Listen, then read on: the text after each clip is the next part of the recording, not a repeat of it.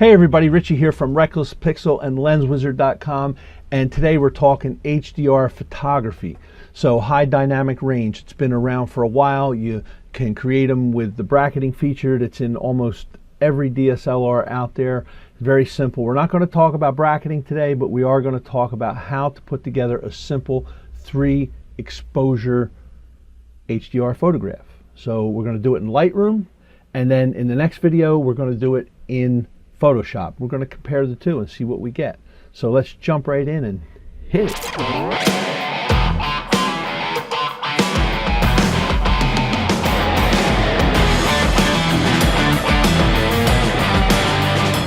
Okay, so here we are, we're in Lightroom, and this was taken back, just before Christmas time. I was out early one morning, and a church that's local to me, I decided to go out and, just stand out and freeze my fingers essentially at 6 o'clock in the morning. So I took 3 exposures of this using the bracketing feature in my DSLR camera, and I had everything locked down on a tripod. That's kind of important to know. So if you look at this exposure here, it says that it's 1/20th of a second, and that's what the camera meter was telling me that this should be. So it was saying that this was perfectly exposed. I did this in manual, and I had everything on a tripod, exposed it, and that's it. Okay, so now what in the bracketing series, what it did for the next one was it took one that was a little darker at 1/40th of a second. The shutter fired a little bit quicker, which let in a little bit less light, but it helps me catch more detail up here, and you're going to see why I'm pointing up here in a minute. And then in the next one, it fired at 1/10th of a second, a little slower, letting in a little more light, and that is your high dynamic range. If we hit D on the keyboard in Lightroom here, it's going to show us I have clipping turned on, and clipping is anything you see in red up here. And if you go up to your histogram, you see that the histogram shoots up through the roof here, and that's called clipping. If I turn that off, you'll see what I mean. So we're losing detail there. Anywhere we see that red, that means that it's just white. It's blown out highlights, and even though you shot in RAW, you're not getting any detail back in that probably at all. The lights always come in, with blown out. It's a light. Of course it's going to be blown out. So now if we zoom out and we go back to our darker one, there was just very, very minimal clipping in the shadows. And I can tell you right now, it's in this shrubbery here. So anything that's in blue, and we lost a little bit of detail in the shrubbery. That's not a big deal. But anyway, that's what high dynamic range is. We're going to try to put this all together to make a nice photo. So what I like to do is, and I'm going to go over here and I'm going to actually pick all of these photos. I have them flagged. You see, I'm going to hit reset to make sure that I haven't changed anything. And I'm going to go to the properly exposed one using my arrow key, move over, and I'm going to look and see what my white balance is. Now first you need to know that I do have auto sync turned on. So in other words, any adjustment that I make to this, it's going to adjust these other two. Now let me just select this one for a second. If you notice, when I select one, auto sync disappears. And I get asked this all the time. I had a call actually just the other day. A friend of mine calls me up and he's like, I can't find auto sync. You showed me where it was at. He goes, and it's not there. Well, that's because it only shows up when you have more than one photo selected. Okay, so just so you know that. You're looking for it and it's not there, because you don't need it if you don't have the other ones selected. So I am on my regular exposure here, 1/20th of a second, and I'm going to go up, and the first thing I'm going to do, and the only adjustment I'm making, is to white balance, just so you know. I'm going to hit auto, see what that does, and I see it pumped it up from 6850 to 7500.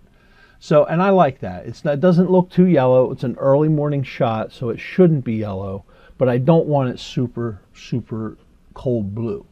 Now, if I go over, using my arrow key, I go over, I see it applied 75 to this one, but because it's auto, for this one, the auto said that it needed to have some tint. I'm going to double click on that and just pull that 4 out of there. I know that tint is going to show up in these stones. because the stones are kind of a reddish brown. Okay, and if we go over then to the super bright one, it put that at 75. So we have all three on the same white balance, and that's kind of important. I'm not going to adjust anything else in this, other than, you know what I might adjust, what would be smart to adjust, would be lens corrections. So let it do that. That's the only thing. Okay, so now here we go. We're going to hit Control H with the three photos selected, and it's going to bring up this dialog box, this HDR Merge, and it's creating a preview. While it's doing that, let's look up here and it says Auto Align. So if you're not familiar with how this is what it's doing here, essentially picture those three images as transparencies, and that's what Auto Align is. It's making sure that if you did have any movement on your tripod, that it is going to try to align it. Okay, below that, if we see right there, the meta tag says auto tone. So it's going to also apply auto tone. We're going to go ahead and let it do that. That's not a problem. And then is the deghost amount. Now let's hit show deghost overlay. And anything that it puts a red mask on is stuff that was moving. That, in other words, each exposure has this stuff in a different position, and it's going to have to choose one position. So right here we see that these ribbons were blowing in the wind, and this pine rope blowing in the wind. I'm going to put, I either go with medium or high, the ghost amount. Unless I was taking a picture of a stationary rock, I would go with none. But I'm just going to go with high, and then we hit merge. Let it do its thing. You're going to see your status bar moving up across the top here, and that might actually go across there a couple of times. We'll see what happens with that. Okay, so now it is done. And if you notice, you look down here at our series of three photos, and we now have something else here. And what it has done, just real quick, you look up here, you see that you have, this is a camera raw file. Okay, and what it gave us was a HDR DNG. HDR doesn't really mean much, but it's a DNG file. And what a DNG is a digital negative. And simply put, what I always tell people, digital negatives, it's very similar to a raw file. There's nothing wrong with it.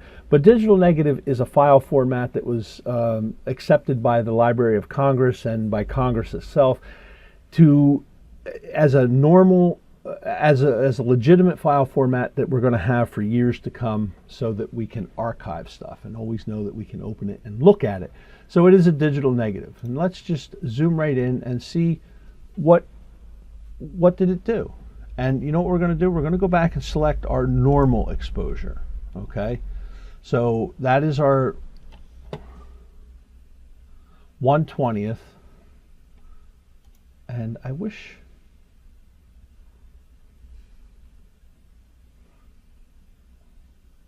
so there's the difference. And if we take our arrow keys and just go back and forth, now you do have to remember it auto-toned it.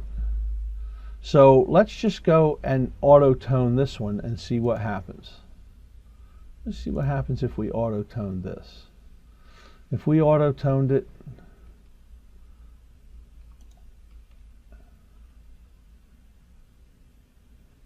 and we go between the two,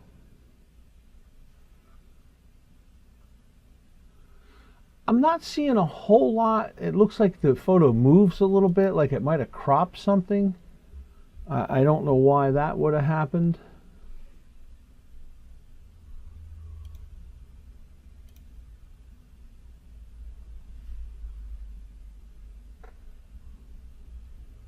So there is our HDR, and there is the other one.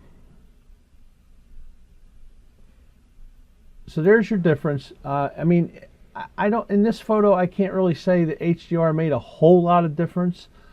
We didn't have a lot of shadow detail that was lost that would have helped. We did get back, it looks like, some detail up here. It helped, you know, it helped out with that. And Now over here on the regular one, after we auto-toned it, we got it back. So in conclusion, I can't really say, you know, too much about this. I mean, it didn't really, to be honest, Lightroom didn't really change it a whole lot, at least for this photo. Now, in the next video, we are going to jump in and we're going to do the same process using the same 3 images over into Photoshop. And we're going to use, you know, it's called HDR-Pro or something like that. So, you know, if you like this tutorial, hit like, hit subscribe, and join me in the next video. Okay, everybody. Thanks for stopping by.